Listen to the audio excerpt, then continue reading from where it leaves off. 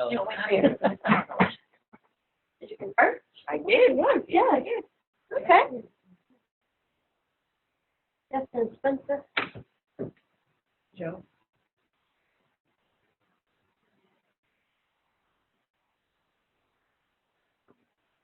I know, it wasn't that big of it this morning. I'm trafficking so much. All right. Ready to go? Sure. No, you're gonna give me the keyboard. Good. I'm gonna give you the keyboard. All right. So basically, we'll put this. Yeah. All right. Good. All right. My name is Paul Dion. I'm a CPA practice with a location in Millbury and in Newport, Rhode Island. So I basically cover a niche for real estate agents and investors for pretty much all of Massachusetts and Rhode Island. I've got a couple of smattering of clients across the country who deal with me remotely, but it's mostly the practice in those locations. I am going to be talking about here what I call proactive tax planning, which has to do with the ability to be able to focus on and think in terms of ideas that are going to save you for money in the future. Some of what I'm going to share with you can save you money in 2016. Most of it's really going to be focused on the fact that if you haven't heard of these ideas before, they're going to help you going in the future. I do want to bring one thing that's not in the presentation because I've been asked about it a couple of times now. Now that Trump has won and this whole discussion about what's going to happen in terms of taxes, of course, we have no idea what's going to pass and what's not going to pass. But one of the big issues is that it looks like both the Republicans and Trump want to change the tax brackets to lower brackets in 2017. The problem is it going to pass for January 1st of 17, or is it, if it passes, or is it going to pass at the time they finally pass the legislation? We have no idea. One thing to think about, regardless of that, is that it's always better, if you can, to put income off into the next year and increase your deductions in the current year, just to be able to move taxable income to a future year. Always better to pay tomorrow taxes than it is today. Probably more so considering what may be happening in terms of the potential Trump taxes, because one of the things we're being told is that they hope to cut the tax brackets to 3, 12%, 25, and 33. Right now, the brackets, there is a 10% bracket, and there's a 15 and 25 that most people fall into. We don't know what these mean in terms of what your income and what your bracket is, but the expectation is going to be getting lower. One thing I was asked about is that since they're talking about a top tax rate of 15% for corporations, does it make sense to incorporate? Well, here's the problem with that idea. That top tax rate is for what they call C corporations. So the challenge we've always had with regular corporations, C corporations for individuals, is that you kind of lock up your money in the corporation. You pay a 15% tax, and now how do you get it out of there? Usually it's paying dividends, and dividends are non-deductible by the corporation and taxable to you again. So let's assume that you fall into the 25% bracket that they're talking about in the future, and the corporation has 15. So you earn the money, you take a salary out of the business, which will be taxable on your own tax return. You pay 15% on the profit, and then to get it out, you take it out as a dividend and pay 25% all over again. So there are good reasons to consider a C corporation, but this is not one of them, okay? Because you end up with a double taxation situation. So usually I'm talking to people about trying to develop fringe benefit programs, and we can structure it appropriately. A C corporation can make sense. But for most real estate agents, I don't think that's going to be a smart move. So that's kind of what we're talking about there. I was going to take this slide away, but I had it last year, and I liked it so much. Basically, there was a comment by Bill Murray years ago, the best way to teach your kids about taxes is by eating 30% of their ice cream. And if you think about it, the government really, 30% is crap. It's cheap money right now, but 30% is a way to show somebody that they don't end up with everything. I always remember my middle daughter, the first time she ended up working a job, she made a comment, and I laughed because if you've heard the comment before, she said, "Who's this guy FICA, and why is he taking my money away?" Okay, so all of us have to recognize that there are taxes that have to be paid, unfortunately. And by the way, none of my kids have gotten into accounting. They all see what I go through and absolutely refuse to be a part of it. So I want you to be thinking as we go through this that it sounds like it's a self thing for me, but quite frankly, I think it's very important for people to come to you as professionals, as real estate agents. I think it's equally important if you have a complex situation to come to an accountant to have your returns prepared. So these are comments sort of about what happens to do-it-yourselfers. Do-it-yourselfers in any business that ought to have a professional. I got to tell you, I've seen it in the legal profession, the accounting profession, and especially in your profession, where people think they can do things themselves, and sometimes they never know what they've done to themselves because they never find out the mistakes they made. I've had people come to me who are teachers who have paid the state of Massachusetts for their pension, which is tax-free, year after year after year on their return because they didn't know they didn't have to. So, but they saved not having to come to an accountant. And the one example I had, the guy paid $2,500 a year for 10 years on a pension that he didn't owe any money for. So these are, it's important to think about what you're getting involved with. Just like you, it's what we deal with your clients. They think that you sit out there, put a sign on their lawn, put a picture of their house up on the Realtor.com and sit there and rake in the money and collect the entire commission. And we all know that not only do you have to share the commission, but there's tons of things that you do to make it possible for them to sell the house at the right price at the right time. You were even talking earlier about the fact that I overheard about the problems of a delay of a house. So those are the kinds of things people don't understand that you provide with value. So I love to look at the reality of all the things that you have to deal with in terms of selling a house have an impact on your ability to be a professional, and just like in my business. I love to throw up a 7% fee that's never existed.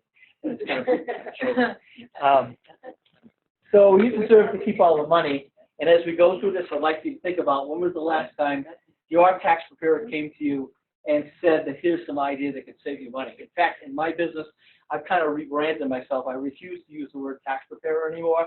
I use the word tax advisor, because if all you want me to do is to fill in the forms for you, I'm not doing you a very valuable service. I'm taking the time to look at what I can save you in terms of tax dollars, either at tax time or even earlier. That's really what I would prefer to do. And I got to skip this slide. So basically, tax planning is a key to financial defense. It guarantees results. And by the way, everything I'm going to show you tonight is court tested and IRS approved. There's nothing here that's hinky that you can't be able to be doing, but you might hear something that you never heard before that could be done, and you think, how is it possible? And some accountants will even tell you you can't do that. Well, when we put a plan together, we actually give you the Internal Revenue Code, whether you want to look it up or not. That'll tell you why you can do what we say you can do. Okay. I'm going to skip all this issue about income and brackets, but I will mention in 2016, these are the tax brackets that we have to live with. One of the things that's important when someone says to you, what's my tax bracket, what we're really talking about is the money you're earning between a certain range is going to be taxed at that particular range. The money before that range, for instance, if you're in between 0 and 18.5 as a joint person, you're going to be paying 15% on that new money. You're not going to pay 25% on the 18.5. You're only going to pay 25% on the difference between 18.5 and 75. And that's important to know because sometimes people think, oh my God, I'm paying all these taxes, but that's really not your tax bracket. But it's important to know the bracket because if you make a decision to take a deduction, hopefully it's for a business reason, not just for a tax deduction, but you need to know what bracket you're in to make an informed decision as how much it's going to cost you. A lot of times when I sit down with somebody and I tell them that it may cost them $1,500 to do a particular program, I want to remind them that if they're in a 25% bracket, $1,500 is really costing them 75% of that because they're going to pay taxes to Uncle Sam anyway. So having said that, I want to get to the issue that there are really two kinds of dollars that you're going to be dealing in your business, pre-tax dollars and after-tax dollars.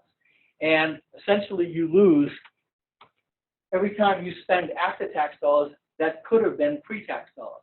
So we're going to be talking about some strategies that are straightforward tax deductions, tax dollars that you can save. But in some cases, we're going to identify things that are probably you think are personal expenses. And if you structure them appropriately, they're money that you're already spending that become tax deductible in your business. And so you end up, in my example with the 25% tax bracket, you get to keep that 25% if we can find a way to call it and define it as a pre-tax item. And by the way, anytime you want to stop me and ask questions, please do so, because otherwise we'll get done real fast and maybe you'll have questions that you miss. Also, I'm going to hand you out, I think I've got enough of them, I got more in the car, a book I wrote that basically is a fleshed out version of this seminar.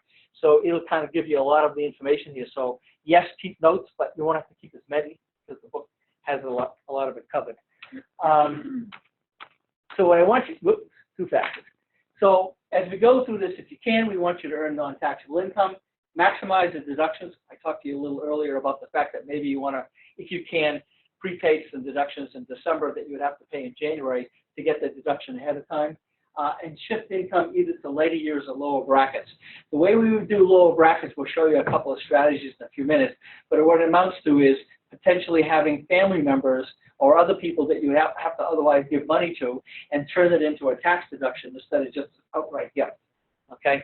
The later years, I'm having some real issues with that because my concern with the $20 trillion deficit, I'm starting to believe that some way, shape, or form, longer term, we're all going to pay a lot higher taxes in the future than today.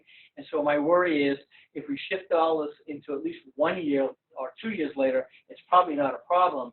But if we're talking 5, 10, or 15 years later into your retirement, there's a real risk that you're going to pay more tax dollars at that time in the future than you would today. So you have to kind of to weigh some of that. This is a picture I threw up of basically what the Empire State Building looks like before the government takes taxes. And this is the same picture of the Empire State Building after they take taxes out and leave you with nothing. So the other thing I want to be talking about is when I tell people about some of these tax brackets, they all get worried. Am I going to get audited? Is the IRS going to come after me? I'm a little afraid of doing any of this stuff. So I'm trying to give you a perspective of how many people get audited at any particular time.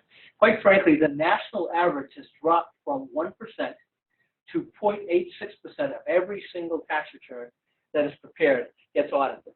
So it's a very low number. I'm not even sure how many tax returns are out there, but let's assume it was 250 million returns. You're talking about 2 million returns being audited across the country. Now, the risk of being audited in that 1% goes up depending on your income and what kind of business you're in. So if you ever heard somebody trying to make an argument to you that being in business increases or doubles your audit risk, what they're really kind of telling you is that if you're a Schedule C, which most of you are, and you're making between 25 and 99, you go all the way from 1% to 2.4%. So yes, you should be concerned about audits, but it should be a healthy respect for the IRS as opposed to a total absolute fear. Okay. By the way, what a lot of people don't know is in these audit risk numbers, if you get a letter in the mail from the IRS telling you that we looked at your return and found that you missed that 1099s or whatever they call it, computer matches, they count those letters as an audit. So we found out, and I can't speak to the most recent statistic, but at one time, 76% of all of the audits that's done by the IRS were nothing more than a letter telling you you were wrong on your tax return, pay, as opposed to somebody physically showing up at your doorstep and saying that your return was wrong and all that stuff. To give you a perspective is we might see 1 or 2 audits a year in our practice with just under 1,000 returns. So the number of people that are audited is not as significant as some people may think, but it sucks to be you when you get audited. There's no question. Okay. So what I want you to be thinking about is you don't want to give up deductions under the assumption that you're going to automatically get audited. And if you hear somebody tell you that there is an automatic red flag for doing X, quite frankly, it's not really the truth. It really doesn't fall that way. Even somebody who does things that are rather shady on the side, they may or may not get caught. Okay, not telling you to cheat. I'm just telling you not to give up good deductions. Okay. Probably the most important thing I want to be talking about for real estate agents, especially, is what kind of structure you should be in as a business. Almost all of you are probably sole proprietors, which is the most expensive way to be in business from the perspective of taxes. And it means that if you don't already have an LLC or a corporation, you are automatically a sole proprietor. Okay? So I want to give you an example of why you want to be thinking about it a little differently. As a sole proprietor, you report all your income on your tax return, subtract all the deductions, and the net income you have is going to be subject to whatever tax bracket you're in. So let's assume it's 25%.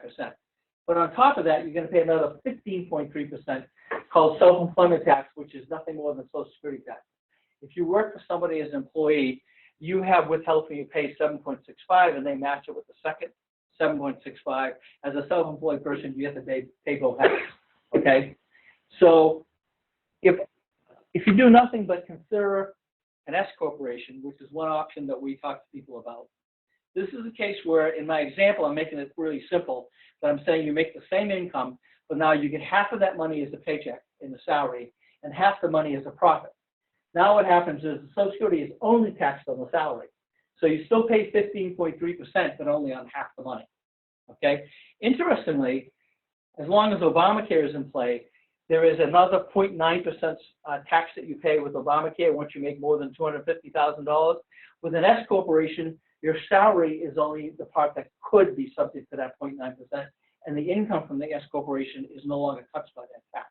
So I've got several clients where not only are we saving the Social Security taxes, but we're saving the potential Obamacare tax that they would have to otherwise pay on this income, and in some cases when they have a substantial capital gains, we may or may not keep them below the 250 threshold, but even if we got them over that, this income isn't subject to it as well. So here's an example using a situation where someone makes $80,000. That's net after commission, after commissions, less expenses, and they're going to pay $11,000 in Social Security taxes. This same person takes half of the money and pays themselves a paycheck and keeps the other half as profits. Same money, because sometimes when I share this with people, they think I'm cutting their pay and they're going to end up with less money. But you're going to end up with the same money, just pay less taxes. So now you pay $5,600 in Social Security taxes instead of $11,300. In most cases, what happens is I take the trouble of using some software that calculates reasonable compensation for an individual. It averages anywhere from $40,000 to $60,000, depending on the location of the real estate practice, for reasonable compensation. And any money over and above that is no longer subject to Social Security taxes.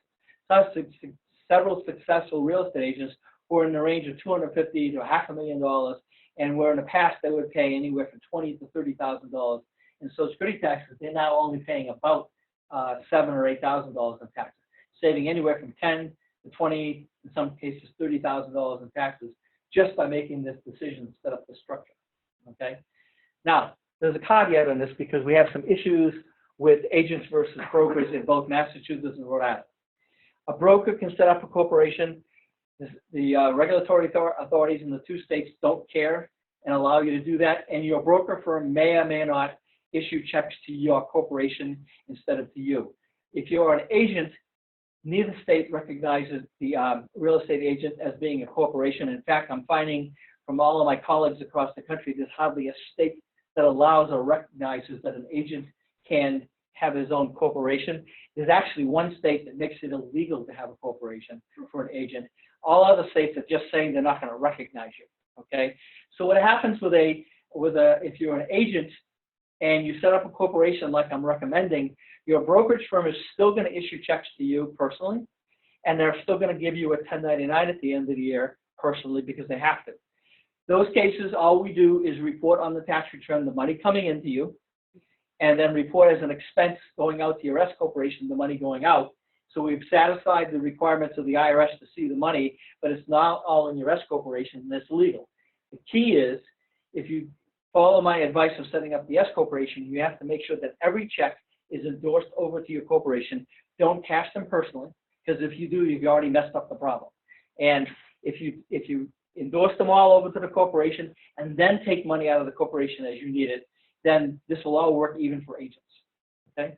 Any questions? That one always catches people. No? All right. So why is the corporation not paying for tax? Because the way that you have to determine what's reasonable compensation. So let's say you make $100,000. You decide that you're going to pay yourself a paycheck of $50,000 from your corporation. So that $50,000 will be subject to Social Security taxes of 15.3. Corporation pays half, you pay the other half. The other 50 grand in my example is profits. And the way the law is, profits are not subject to Social Security taxes. They're only subject to income taxes. Okay, and that's how you get around that situation. Interesting enough,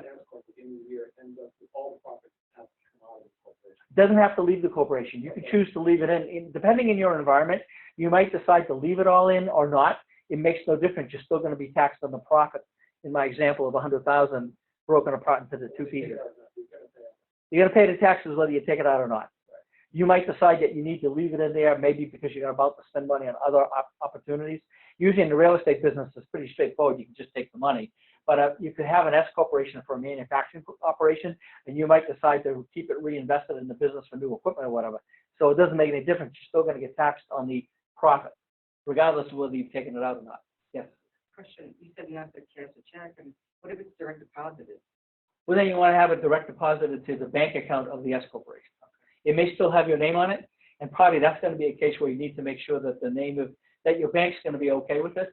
Sometimes the only way to make the bank okay with a direct deposit is to make sure that it's, if you're Mary Jane, you make the corporation Mary Jane LLC or Mary Jane S Corporation or something like that, and the banks usually don't have a problem with it. Okay.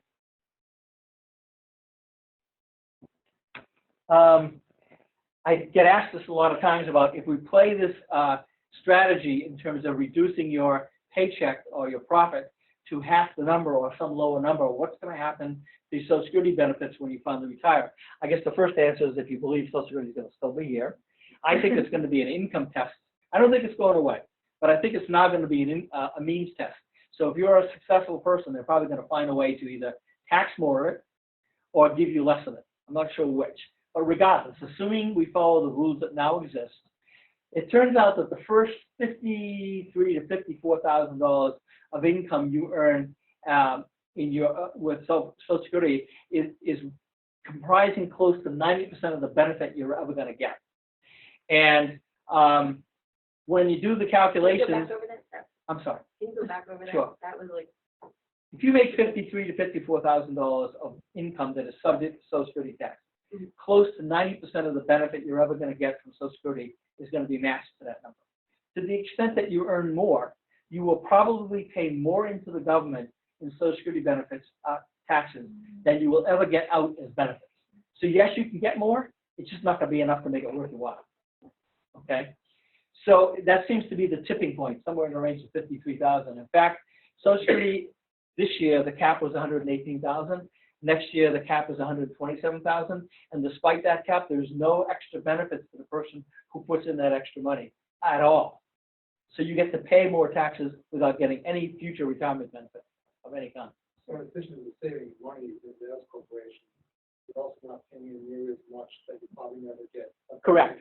So yes, so if you're worried about my strategies messing around with the Social Security benefits, it is to some degree, but it's smarter for you to hold on to the savings and either live with it or invest it yourself, okay? So there's a lot of other choices you could make with that money, a lot better than giving more to the Social Security Administration, okay? In fact, when I mentioned to you about this Obamacare tax, none of that 0.9% or 3.8% of its investment is actually going to the Medicare or Medicaid system at all. It's being spent in other general fund programs, but they're calling it a Medicare tax. So you're not even getting the benefit of it at all, okay? Any questions? What's that? nothing. Oh, okay. Those comments usually come out of me. You're too. Okay. So I want you to think about when you do this is that I think that if I'm dealing with an agent who is making six-figure net income, it's anywhere from $5,000 to $7,000 to $10,000 a year that you're throwing away because you haven't set up the structure. And I can't speak for you, but how much of a commission check are you giving up? How many more houses would you have to sell to be able to take advantage of this when all you have to do is set up an S corporation and it's like one more house that you don't have to sell maybe, okay? Just something to think about in terms of time. Better yet, what trip to Aruba could you take with that extra money, okay? Okay. We want to talk about retirement plans too because you are entitled to take advantage of different kinds of programs that are out there. The three most common are what's called a simplified employee plan. A simple plan is an interesting program, and a 401k is available. Now, all three of them are set up differently, but they go from cheapest to more expensive to manage. But each of them go from less money you can put into more money you can put in. Okay, so it depends on your situation, but I recommend people start at least with a SEP, which is a simplified employee pension plan. What this amounts to is that you put away 25% of your net income into a simplified employee pension plan. You can maximize it up to $53,000. And by the way, this number usually gets adjusted for inflation that didn't get changed for 17, so it's still $53,000 for next year. Interesting thing is I am of the opinion that retirement programs that you get a deduction for today, as I mentioned to you before, cost you money in the future. So I'm looking more and more to get people to consider Roth programs because with a Roth, you put the money in, get no deduction today, but it's never taxed in the future. More importantly, there's no minimum required distribution that like there is at age 70 and a half with Roths. You can leave the money in there, and somebody in the family can inherit it, and they are forced, once they inherit it, to take the money out at their life expectancy. If the fund is big enough and the age is young enough, the person might actually be earning more money than they're required to take out on an ongoing program. So it depends on your perspective on this. I also am recommending people to Roths if they're thinking about self-directed IRAs, because my concern with a self-directed IRA that's done right, it's going to earn a lot of money, and you're going to pay a lot of taxes on the other end if you've been very successful. So you do a Roth conversion with a small amount of money, and then as you do flips or whatever you do with a self-directed IRA, the money grows and it's never going to be taxed. Now, one of the challenges with a simplified employee pension plan is it's not a Roth, and there's no way to make it a Roth, but there is a way to convert it into a Roth. And what it amounts to is, if you're trying to put away, say, 25% of your net income, and your financial planner will let you have multiple accounts, and I've talked to most of them, and they will let you do this, you make a contribution to your IRA, to your SEP today, and within 24 hours, you do a Roth conversion. So you technically get no deduction. So you get a deduction on the return for making the contribution, and you pay taxes for taking it back out and put it into a Roth. But if you do it in the same year, it's a net zero-sum game.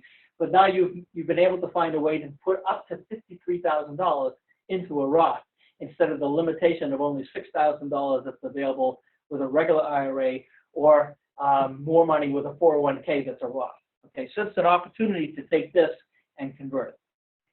Okay, I want to get back to this a minute because I talked to you about the corporation issue, and I want to kind of cover all the retirements before we get there.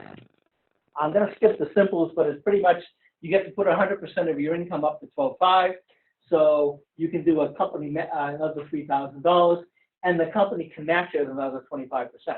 So it's a way to be able to put significantly more money away if that's one of your goals here. And a 401k is somewhat similar, but it's more money. 100% up to 18 grand. If you're over age 50, it can be up to 24,000. And again, the company can match it another 25%. So if you're looking to find ways to put a lot more money away, these are opportunities to do that. Now, when I suggest to somebody who's making 6 figures or more to put money into, to convert to an S corporation and have a salary of 50 grand, one of the problems I've created for them is that if they're looking to put a lot of retirement money away, I have now limited them, if they have just a SEP, I've now limited them to 25% of their $50,000 salary. Usually what I try to convince somebody is to switch over to a 401k. I don't solve the whole problem, but now I've got them an ability to put $24,000 away. If they're making 50 grand, I got another 12.5 I can put away. And so now they've got the ability to have close to 30 grand a year put away. Now, I'll have some people who will decide to trade off some of that self-employment tax deduction because they want to get more money away, and they might raise their salary to put more money away. I would rather have them look at a deferred comp program. There are other programs out there that would let them put a lot more money away along with it. I have one individual who is making in the range of $500,000 more a year, and he's able to put close to $120,000 a year away into his retirement program because he's got both a 401k and a deferred compensation program. So it depends on what you're trying to structure. It's part of the reason why I usually want to sit down with people with plans, because I have to think about not only can I save money on the left hand, but what are the other things they're trying to do with their lives that may impact whether that's the smartest thing to do. Now that I've thoroughly confused the heck out of you, is it all good so far? Okay. This is a quick summary of the money you can put away. In all of them, it's $53,000, and over age 54, it's $54,000 capped. But there are different combinations of money that you can put away. The next one I want to talk about is, I use the word family employment, but I'm really going to be focusing on children for a moment. But quite frankly, this has to do with anybody, family member or not, who unfortunately or fortunately you're helping to support tax-free, meaning you're putting money in their hands, you're not getting any tax deduction for them. So you want to think about the fact that if you can put them in your business, have a legitimate purpose for them working in your business, you can take that money that you used to pay them for support and give them a paycheck instead, and now you can take a tax deduction for it, okay? So I'm going to focus just on children for a moment, but I wanted to give you kind of the broad brush approach, because it could be brother-in-law, sister-in-law, ex-spouses, I hope not, but you know, any of that kind of stuff. With a child, this actually number for 2017 will be 6,400. But you can give them the $6,300 a year. You could give them even more, but it'll be taxed at 10%, but the first $6,300 is tax-free to that child. And you have to determine reasonable wages. You got to figure out a reason why they would be earning that kind of money or more. But if you gave them $6,300, they don't even have to file a tax return because they don't owe any money, federal or state. And you'd get a tax deduction on your return and reduce your taxable income by that $6,300. I have an individual who has 2 children in private elementary school. He's paying $6,000 a year for each child, $12,000 in total. So he's got both kids working for the business in the summer, and is able to come up with a reasonable determination of what they're doing in the business to easily get the $6,000 each. And then what we have them do is another step. We have the money going into an UTMA account. Okay, so you've proven that the money was paid to the child because it's their bank account. But you are in my example, they are the trustee of this account. And as long as you're the trustee of the account, you can raise the account for non-support purposes. So food, clothing, and shelter can't be covered. College tuition could even be covered if they're old enough. But you can put the money into an uniform gift to minors account and pull it back out. This person is using it for the kids' private elementary school. So you're not getting a deduction for the elementary school. You're getting a deduction for the children working in the business. Kids are seeing none of the money in this example. And all the money is coming out and going to this situation. But what if you have a kid that you're supporting with hockey lessons, dance lessons, baseball, whatever, any of those kind of ancillary programs that are out there that you're now forking money over for and getting nothing for it? This is an example. If you do it right and follow the trail properly, you can make this a tax deduction for those things that you normally otherwise would have to pay for and get no benefit for. Okay? Is there an age limit on this? There actually is no age limit. The only reason I'm bringing age 7 up here is that almost every court case that's been fought over this, the IRS has won when the kids are under the age of 7, and the IRS has lost when the kids are over the age of 7. The other problem you need to think about, though, is if your children are of a college age and they are able to get financial aid, this could screw up their financial aid by the fact that they're now getting money. So you have to kind of take that into account. Maybe you have them earn this money up to a point in stock if they're able to get financial aid. But if you're someone who's making lots of money and has no financial aid capability to take advantage of, you could continue this right through college and beyond. Okay, and God forbid if they never leave the house, even after they graduate from college, you could have them working for you and get a deduction for whatever you pay. Do they have to, like, because it says you have to have, like, timesheets and you have to. You have to have some way to prove that they work for you. Right. So we recommend probably some timesheets or whatever it is that you have in the particular business. And you have to have a reasonable wage, but do they have to, like, conform to labor laws? Like, can they only work, like, I don't know what it is, like, under 16? Yeah, you have to fit all of that stuff, yeah. So they still have to Right. conform to the law. Right. The good news is if you're doing it for children, and you're paying them $6,300, there's no payroll tax requirements for you to file because they're under the age of 18. They are not subject to Social Security taxes. They're not subject to unemployment taxes, and you already know they don't have to withhold the pay taxes, so you don't withhold any taxes. All you have to do at the end of the year is file a single W-2 for them, with 0 taxes withheld, and you're all set. Okay. If you start telling me that you've taken advantage of this corporation I mentioned to you, suddenly the rules slightly change. It's still worth doing. It's just not as beneficial. Okay. And if they're over the age of 18, now you got to pay unemployment taxes, Social Security taxes, and you have to have an honest to goodness payroll. I assume they have to be under the same roof as well. They have to They what? have to be under the same roof as well. No. No. What we're saying is you're just hiring people. But this is the case where you're hiring family members that you're otherwise supporting. So it makes no difference. So you know, if you want to hire your grandkids, your nieces and nephews, the rules slightly change in terms of Social Security and unemployment, but you can hire anybody that you wanted to. All I'm showing you is a way to hire your own kids and get a tax benefit from it that you otherwise, you're probably putting out allowance money into our non-support things. Now here's a way for you to be able to focus that money somewhere else. Okay. Some people actually putting the money straight into 529 plans because 529s are non-deductible. And so their philosophy is have the kids earn the money, put it into a 529 plan. When they go to college age, the money's not available. So there's a couple of different ways to take advantage of this idea that you can have them working for you. And they're doing it tax-free. So Tracy she's gonna start having the stuffed envelopes. Yeah, usually in your business, I'm guessing it's marketing stuff. You certainly, if they're too young, you're not wanting them to make the phone calls and getting those for sale by owner people. So if you're doing this to, let's say, Huh? save for college, Yeah. what's the advantages of that versus putting it into like an IRA or something that gains interest in value? You can do that too. Well, 529, I guess some 529 plans earn income, but some don't. So it's really kind of get you, what do you know, the step one is you're getting a deduction for them working for you. Step two is where does the money go after that? And you got a bunch of options. Uniform gift and minus account, so you can grab it again right away. 529 plan, so it's available for college. Or you just save it and give it to them when they turn 18. So you maybe recommend do both? You could even do both. Yeah, it's really kind of your call. So if you were telling me that you had someone who you didn't have to worry about hockey lessons, dance lessons, whatever, and so you had no way to use the money up, okay, and you told me you knew that they were going to go to college, 529 plan might be the way to go because now you accumulated the money, especially if you're not expecting financial aid because 529 plans negatively impact financial aid. Okay, so it depends on your what you think is the best way to handle it. So that's something you know you're going to spend money on now. Right, It's worth it. that's right. Although beyond that, you have to weigh your options. Right, because the other option is what if you keep putting money into a uniform trust to minors account or uniform gift to minors account, leave it there, and now you know that you would otherwise qualify for financial aid. They count the kid's savings as 100%. So this could be a bad idea if you let it accumulate and now hit college and you have to deal with financial aid. Okay. Any other questions? I only got more interest than I usually get. I want to talk about medical benefits. We're all dealing with Obamacare or non-Obamacare soon coming. I don't know what's going to happen in that situation.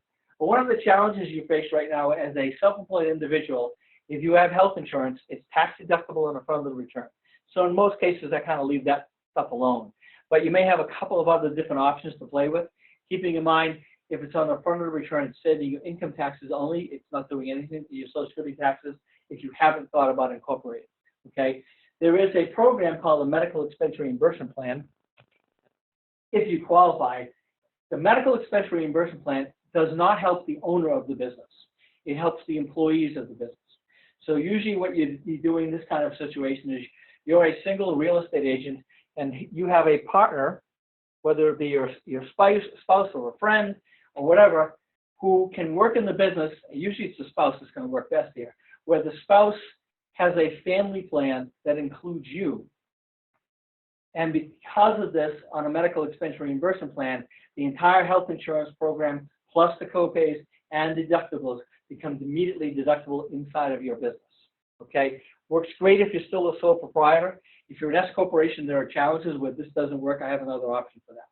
So if you're still operating as a sole proprietor or an LLC as a sole proprietor, this is a great way to have all the medical expenses covered.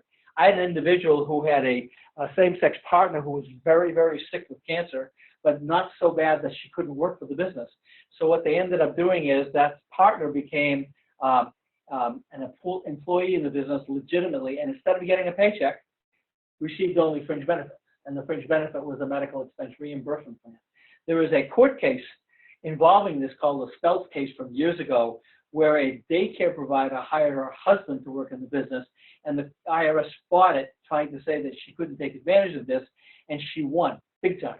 So this is one of the reasons this case has come along, because they were dropping somewhere in the range of $20,000 a year in health insurance payments, and they were able to deduct it in her business, reducing income tax, reducing Social Security taxes.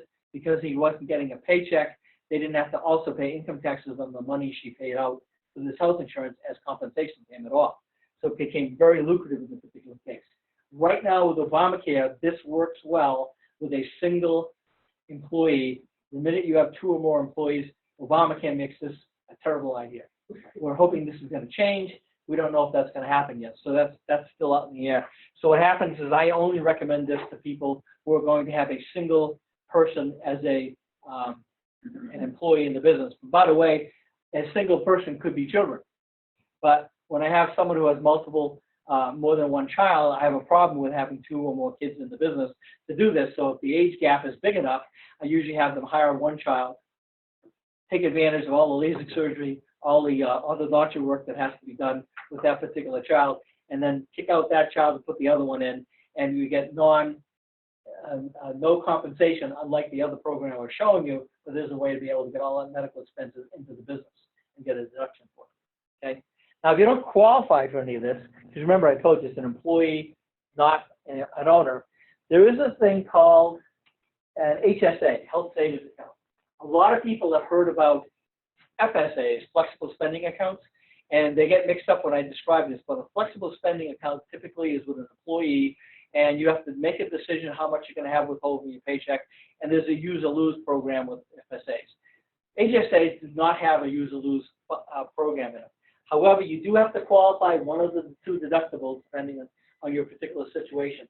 If you have a health insurance plan with these deductibles, you can have an HSA. And an HSA allows you to put $3,300 if you're single, $6,700 in the plan. You get the deduction for putting the money in the plan, not for using it. So you could accumulate it. I have some people who are relatively healthy and taking advantage of this as an alternative IRA and putting, in the case of the family situation, putting $6,750 away. Now, what that really means is that at some point you want to get the money out. Could be this year, right away, could be later. But if you take it out for medical purposes, it's tax-free. So that's what you're putting it in there for.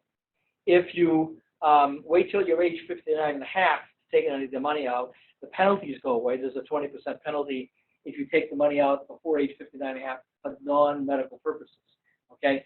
What I usually advise people, if you're able to accumulate this money over time and get the deduction, why not leave it alone? Because as we all get older, we all get less healthy, and more than likely, this is a fund that you can raise for medical purposes when you start having, unfortunately, a lot more medical bills to have to pay for, and that way it keeps the entire amount tax-free.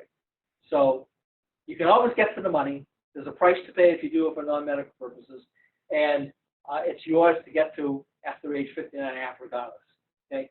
I actually have somebody whose child has a lot of medical issues, and he wishes he could put more in. He puts the full $6,750 in, and usually takes almost all of it out by January or February because of the health concerns for this child.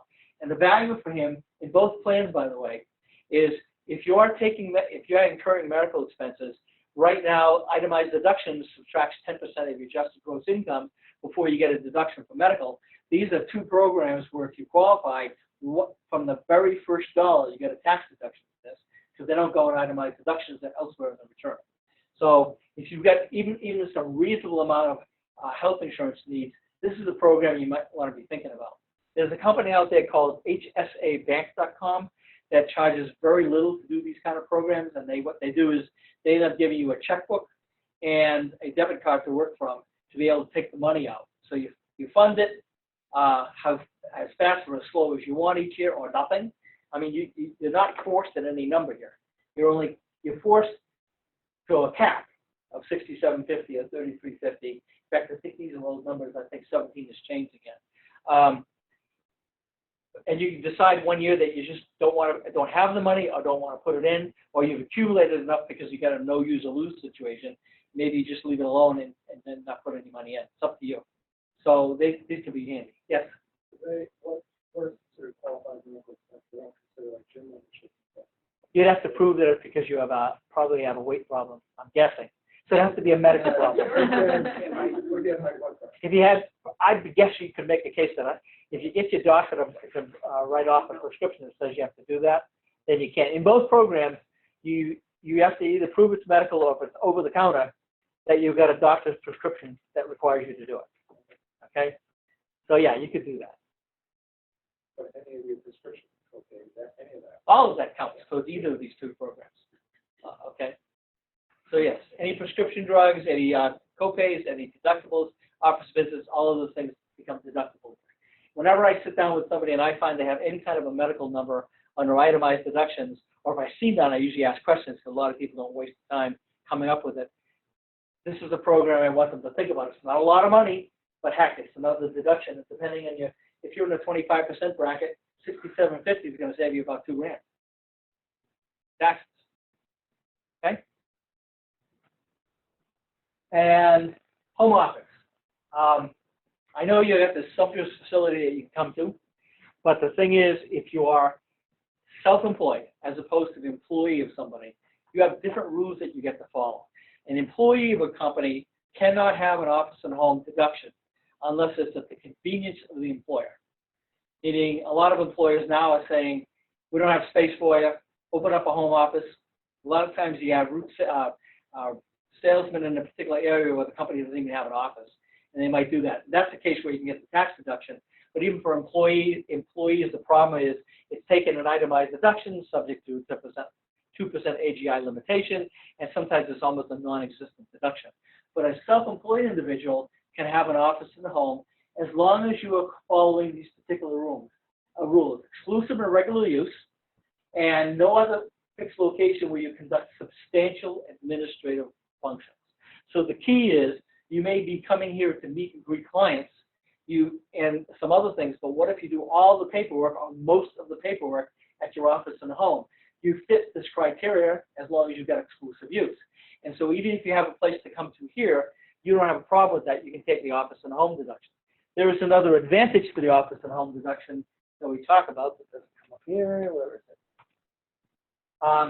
It actually increases your business miles. And the reason is, once you establish the office and home, you've established that location as your tax home. And what used to be commuting miles to travel from your house to the first thing you did of the day ceases to be commuting miles and becomes deductible business miles. Okay? May not be a lot. Maybe you're only 5 miles away from the office, and it may never happen to you, but technically if you left here to go show a property on the Cape, you're not supposed to count that first trip in the morning to drive all the way to the Cape, because that's a commute. But technically it's no longer a commute if you got an office and a home. Okay? The way it gets calculated, by the way, is, yes, you have a question? If you're a S Corp. Yep. And you pay yourself rent for your home office, Okay. can I, my business miles for my office? Yes. However, I would do it differently than what you described. If you charge the corporation rent, you have to report that as rental income. If instead, as an employee of your S corporation, you submit an expense report to the corporation for the use of that space, the corporation still gets the deduction, but you don't have to report it as income because you are getting a reimbursement as an employee expense. So if you do it slightly different, you actually save some more tax dollars. Okay. The other advantage, if you have an S corporation or an LLC and you do it the way I just described it, it's kind of invisible to the IRS that you have an office in the home, because as a sole proprietor, you're filling out a form to take this deduction. As a S corporation or LLC, you are submitting that expense report, and all you're doing is on the tax return having a line item called rent. So only on audit will they ever figure out that you have an office in the home. Okay.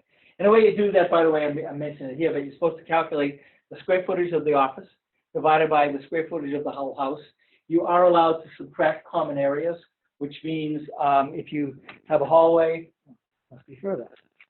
I lost it. There it is. Hallway or a bathroom, even though the entire house might be 1,500 square feet, you can subtract the bathroom and start with 1,400. So 144 in this example divided by 1,400 is going to be a better percentage than it would be by 1,500. Now, quite frankly, depending on your numbers and depending on how expensive your house is, this deduction, it depends on your circumstances. I typically see anywhere from 8 to 10% of the cost of the house being taken as a deduction.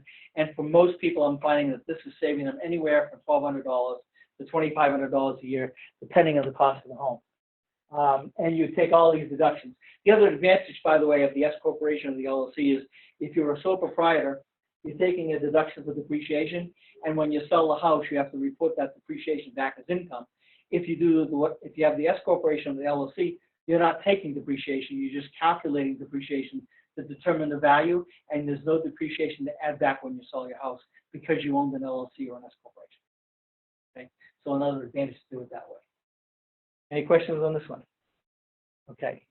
Car expenses. I want to tell you right up front, if I haven't given it to you before, there's an app that you should really seriously consider called Mile IQ. If you call my office and ask them for the discount code, you can get Mile IQ to give you a 20% discount on it. To my knowledge, I get nothing for that, except they love giving me Mile IQ for free to me every year because I refer it. The value I find in MileIQ is that it calculates whenever your phone is moving more than 5 miles an hour. One assumes it's because you're in a car. I had a situation where I traveled across country to San Diego, sat in my room and discovered and said I just drove my car 2,300 miles, and that's because it was counting me with going so fast across the country in a car, in an airplane. I had an interesting real estate agent when we discussed MileIQ one time. She said, so it has no idea if I'm in my car or not. So if I'm a passenger with somebody, I can take a tax deduction. And I said, I don't want to hear this.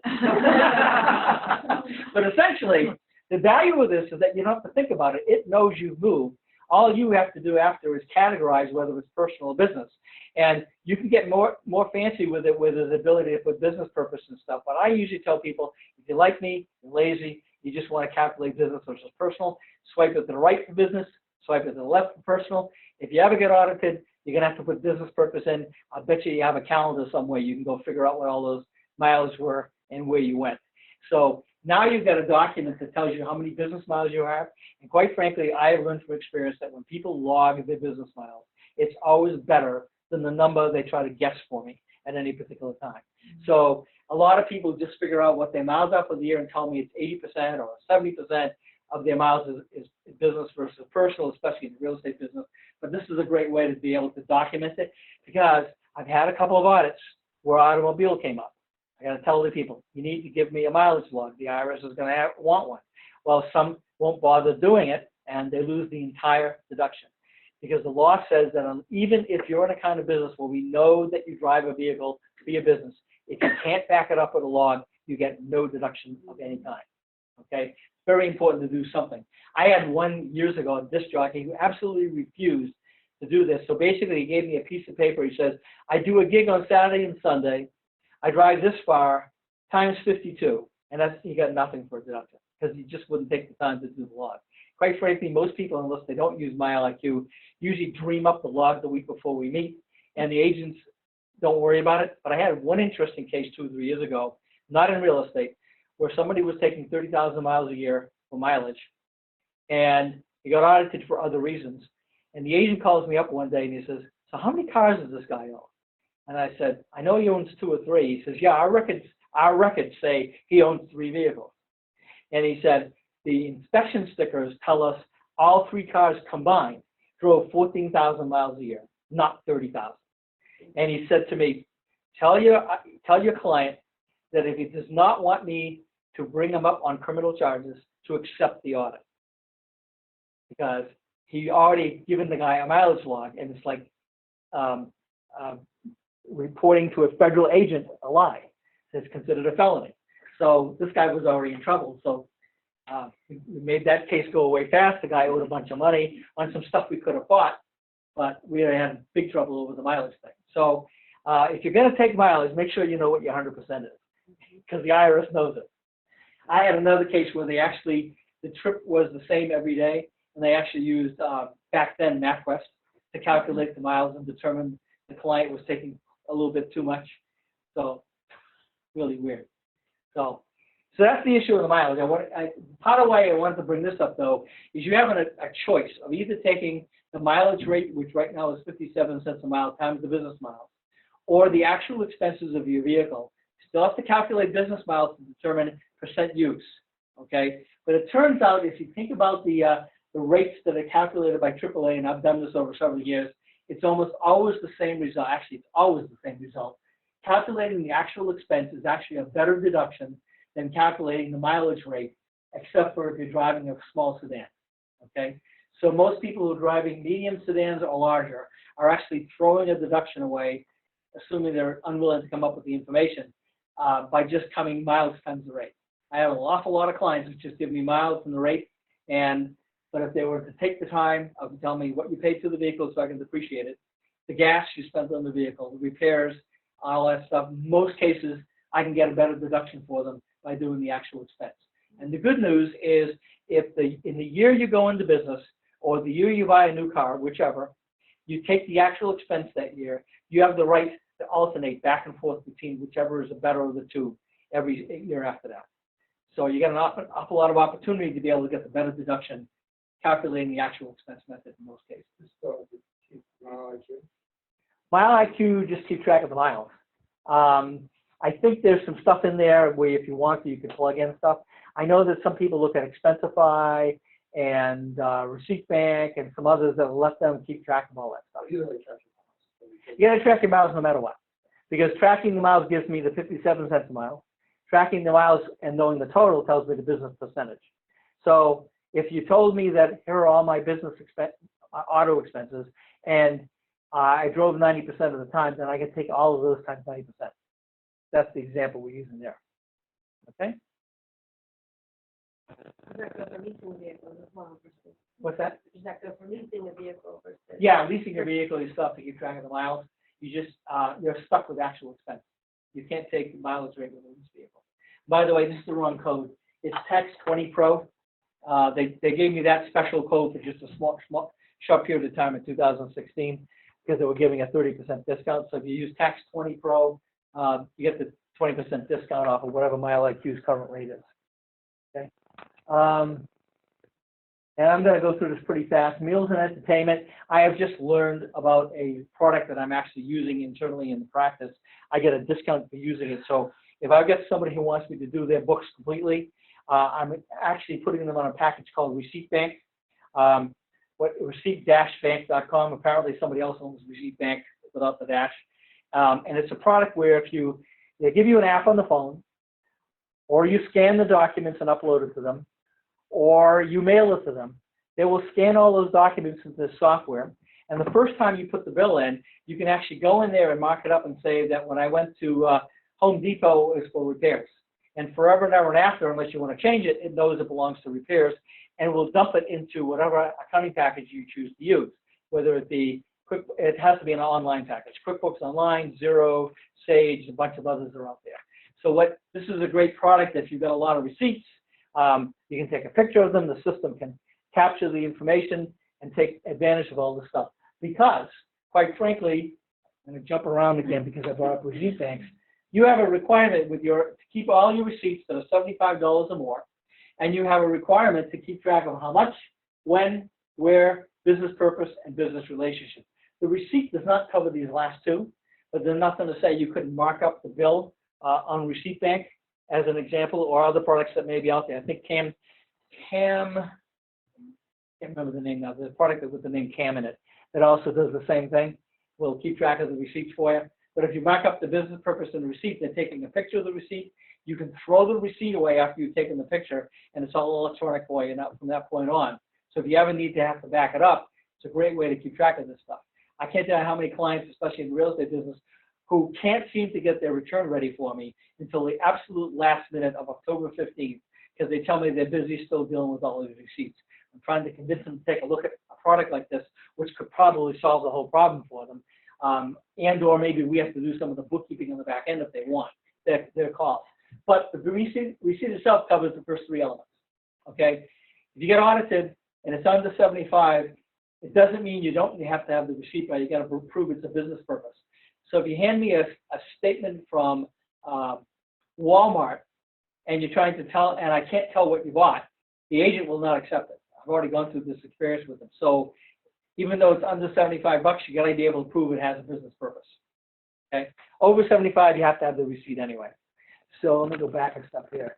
So the interesting thing you need to be thinking about is that what you can take from meals and entertainment is a bona fide business discussion with a client, a prospect, a referral source, or a business colleague. And in your business, who doesn't fit one of those four categories? Okay?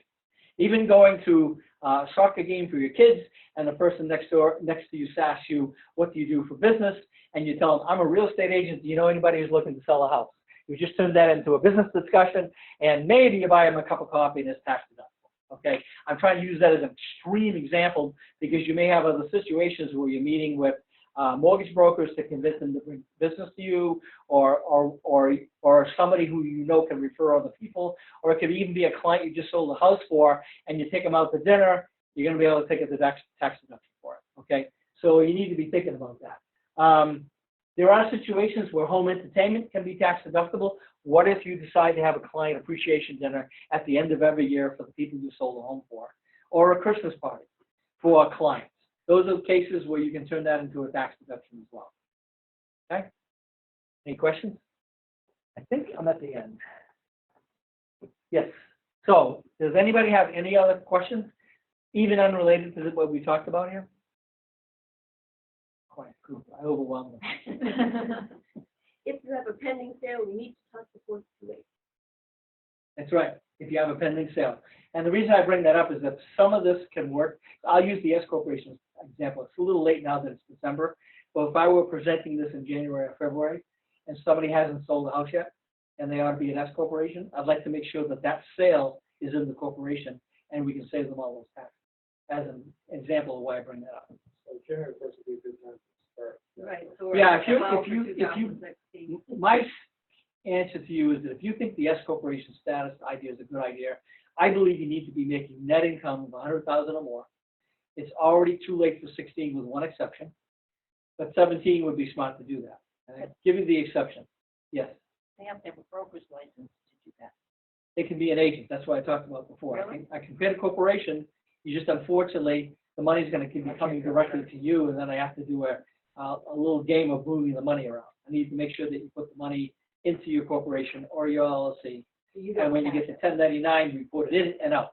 I'm, that's the way I understand it, but I was told that you can't own a corporation unless you're a broker. I got that. Somebody gave me the rules from the state. So it's changed? It never changed. What it is the way people interpreted the rules. Ah, okay, that's what I was asking, because Okay. a lot of people bring that up. No, what it amounts to is it says that the broker cannot recognize your corporation. It doesn't say you can't have one if you're an agent. And therefore, they will. But to become incorporated through the state, you have to have a real estate broker's license. No, I've got No? tons of agents who have corporations who have no problem with that. We do have issues with some brokerage firms who not only won't give them the 1099, but fight them over getting the S corporation. Corporate license, but we corporation. You are the agent, but the corporation is not an agent. That's different.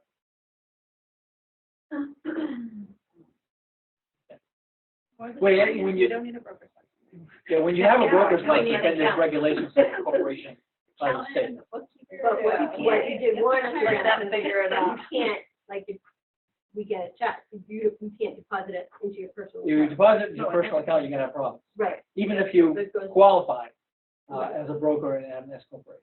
it goes straight. So we have to create another account. You have to create a new account specifically for your corporation.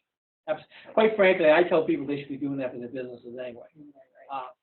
The only exception to what I didn't mention to you guys is, let's say someone has told you that would be a good idea to have your real estate business under an LLC, okay? But you haven't become an S corporation. If you now qualify where you think we can save you some money and the LLC has existed all year long, we can do what's called a late election, backdating the S corporation election to the first of the year.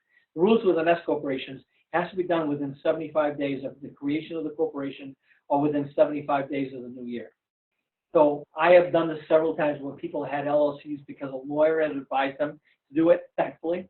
And I found that they already qualified, in this case, a couple of them in 2015. We did late elections. And the way late elections works is you have to find a reason that somebody did something wrong. And you got to blame your lawyer or your accountant. So I usually take the blame. I tell them, they just came to me. I told them they should have done it. They didn't listen to me, or that we misunderstood each other, blah, blah, blah. We crocodile tears, and we send a letter off to the IRS. And so far, 100% of the late elections I've done have been approved. But there has to be something in place. So if you were trying to decide that you liked what I was discussing and you thought it was good for 16 and you don't have an entity to work with, there's no way for me to do a late election. Something has to already have existed other than a sole proprietorship. So why for less than 100,000, you feel it's not worth it? Because I'm going to save you about $5,000 to $7,000, and we're going to spend every year about $1,500 to do the corporation. Quite frankly, I could do it at $75,000, but that's an absolute break-even point. I want you to make some money, so that's why I, in my mind, picked 100,000, just in case there's some other costs involved that I'm unaware of. And after that, it's a no-brainer. Once you make more than 100,000, there's money being saved significantly. And what if, like, you have some people here that work full-time for another company and then part-time in real estate? We're back to what? Well, I guess we have to be careful there because they're probably paying Social Security taxes already. I'd want to look at the numbers because there's an example where someone could be making $100,000 and the savings isn't as significant anymore because maybe instead of paying 15.3% Social Security tax, they're only paying 2.9% Medicare. So it depends on how the numbers go. I usually prefer to sit down with somebody to see what's going on because I had one situation where that corporation would make sense, except we found out they were about to put kids into college and he made a significant amount of money, didn't need the money right away. We created a C corporation to bury the money in the corporation, give him a salary that he could live with, which qualified him for financial aid. And then when the kids were all out of school, then we converted the business to pull the money out. What are some of the pitfalls for people that are full-time employees elsewhere and do real estate first? Or what are some of the, From a tax perspective? yes, not pitfalls, but advantages that they can do? Well, the advantages are they probably have a lot of expenses that they can take advantage of. Nothing, if they don't take the home office, for instance, although they're commuting to work or they leave work to go do real estate, tax deductible mileage, or otherwise it would be driving home would be non-deductible. I guess that would be probably one of the ways I think of. But in most cases, most real, whatever expenses that you incur running the business is going to be tax deductible. The other advantage that, well, may not work with somebody who's an employee, if somebody has real estate, they're limited to the loss they can take because of their income. If you can qualify as a real estate professional, then there's no limits on that deduction. The problem is almost every court case where somebody already worked somewhere else, they couldn't prove that they worked more than half the time on real estate. So unless the job is real estate related. So if you get somebody who is a administrative assistant in an exit realty office and on the side has real estate and they're losing money, that job here would qualify as a real estate professional as well. They could do that. So there may be, it depends on the circumstance. Okay. Well, if agents really bad, they're paying, let's say, estimated down, they want to make themselves a paid employee on a payroll. Right. Can they do that from the S corp? Oh yeah. In fact, I've got a couple of people who are absolutely horrible when it comes to paying their estimated taxes, and we give them a paycheck and they see no paycheck because we withhold almost 100% of the net income into state and federal withholdings. Some cases it doesn't cover it all, but it covers quite a bit of it. I actually have a psychiatrist who he gets $75,000 a year because we determined we could do reasonable comp, and his net paycheck is 17 cents a month because all of it's going into the government for estimated taxes. Well, tax withholdings, because he wants to do that to be able to not have to worry about the tax. So some or all of it can be taken care of it that way. Can help the agent set up that payroll. What's that? Can you help the agent? Yeah, it depends on what the agent wants to do because we're dealing with reasonable compensation. I have some agents who are never sure what kind of money they're going to make for the year. So although I might tell them that reasonable compensation is 50 grand, they're not sure if it's smart to put that much money away in payroll yet. So in some cases, I've got people who make enough that we do a monthly or quarterly. In other cases, I'm doing it right now. I'm meeting with a bunch of agents trying to find out how they did this year. And so do I still have them do a $50,000 paycheck on December 31st? Or do I make it some number smaller because they didn't do as well as they thought? Because usually what I'm trying to do is get it at or near 50% payroll and 50% profit, if the money's that low. Are you the only one in the office? The other people to work with you? This time of year, there's myself and 2 administrative assistants and 1 bookkeeper. And come tax season, there's 8 people in the office. And they're all as your husband too, right? Some are. I get a lot of people running to me with questions, though. But I'm doing more and more training to get off my desk. Can you spread out, like if this time of year you think well and you wanted to invest into things to write off this year, if you're going to use it next year, for instance, like advertising, can you still write off? You can prepay stuff as long as the prepayment is not more than 12 months worth. So, for instance, you could prepay your rent or your liability insurance for next year. In your example, I guess if you get somebody who's willing to take your money for advertising, you could prepay it now and use it up in the first quarter. Agents do Zillow, they do Realtors, some of them offer discounts. Right. To pay whole year versus. Right. So you can take advantage of that. Right. So the key is, and usually you wouldn't want to give them more than 12 months. But if If you you're want going by a computer, et cetera. Right. Now versus computer. right, the other example that you didn't mention that I thought you were talking about is if you have to buy equipment, normally it's depreciated over 3 to 5 years, computer equipment versus regular equipment. If you buy it before the end of the year, there's a special expensing deduction. As long as it doesn't exceed $500,000, which I don't think any of you have to worry about, you can completely write off the whole amount right away when you. Even like yard signs and stuff that you might. Yeah. Sure. I have some people do that. They know the numbers are coming up and they know they're going to need stuff in January, February, March, and just to get the deduction this year, they buy the stuff now. If they get the cash flow. I had an example you'd love. I had a guy who was a mechanic. I got a call on December 30th in the middle of a snowstorm, and he's at the car dealership buying a pickup truck and asking me about the deduction. And I said to him, "You don't need this pickup truck." He said, "No, but I want the deduction." So he bought the truck. He did a section 179, which is what it is. We write it off. And he admits to this day it was the worst investment he ever made because the truck sat in the yard, hardly ever driven. He didn't need the truck. And I tried to remind him that he was not in a 100% tax bracket, so it wasn't getting him all of it back. So, you know, you have to be careful. If it's a legitimate need in your business, it's nice to know you got the deduction, but don't chase the deduction because you're not in 100% bracket. Yes. What are some of the examples you can give, like for gifts to your clients? Okay. If you personalize them, is that considered Right. advertising? I usually push people to find a way to put some kind of, make it into a marketing expense instead of a gift. And the reason is gifts are limited to $50 per person per year. Marketing expenses have no limit. So yes, it may be a gift from your perspective, but find a way to turn it into a referral source or whatever it is that you can do in terms of giving that gift with your plaque on it or whatever. And so that way you don't have to worry about the limitations.